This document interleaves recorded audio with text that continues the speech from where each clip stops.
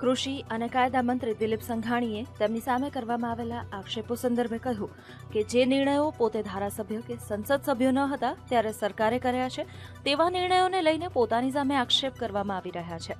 જે ટ્રસ્ટોમાં પોતે કે તેમના કોઈ સગા સભ્ય નથી એવા ટ્રસ્ટોનો હવાલો લઈને ભ્રષ્ટાચારના આક્ષેપો થઈ રહ્યા છે તે પાયાવિહોણા છે। સરકારી મિલકતો છે, આજે પણ સરકારની માલિકી છે એવી મિલકતો મારા ટ્રસ્ટોના નામે કે મારી સાથે જોડાયેલા નામો થઈ ગયો હોય એવો ભાસ કરવાનો પ્રયત્ન કર્યો છે। અમરેલી ડેરી સાયન્સ કોલેજ કોંગ્રેસનું શાસન હતું ત્યારે સરકારને ભાડે આપી, આજે પણ સરકાર ભાડું ચૂકવે છે, માલિકી પાલિકાની છે। અમરેલી બુલ મધર ફાર્મ જે પશુપાલન વિભાગના ખાતે મહેસૂલ ખાતામાંથી જમીન ટ્રાન્સફરની કાર્યવાહી થઈ, જે સરકારી યોજના છે, સરકાર ચલાવે છે, એ પણ મારા નામે મિલકત હોય એ રીતે કરોડો રૂપિયાની વાતો કરી છે।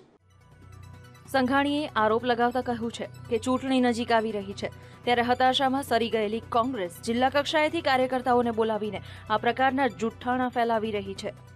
કોંગ્રેસ હતાશ થઈ ચૂકી છે, એના કારણે ગુજરાતના આવતા દિવસોમાં કોંગ્રેસનું ભાવિ નથી, એટલે અનેક મંત્રીઓ અને ધારાસભ્યો સામે જે આક્ષેપો કરે છે તે પૈકી અમરેલીના એક કોંગ્રેસના કાર્યકર્તા એમના પત્ની તાલુકા પંચાયતના સભ્ય છે, પરંતુ કોંગ્રેસની આપણું નહીં હોવાના કારણે એક્ટિવિસ્ટના નામે મારી સામે કેટલાક આક્ષેપો જાહેરમાં કર્યા છે। આ મામલે હવે કોર્ટમાં દિલીપ સંઘાણી પોતે અથવા તો કોઈ સંસ્થા દ્વારા દાવો માંડશે અને સમગ્ર મામલો કોર્ટના દાયરામાં લડાશે। હેમંત ગોલાણી, VTV, ગાંધીનગર।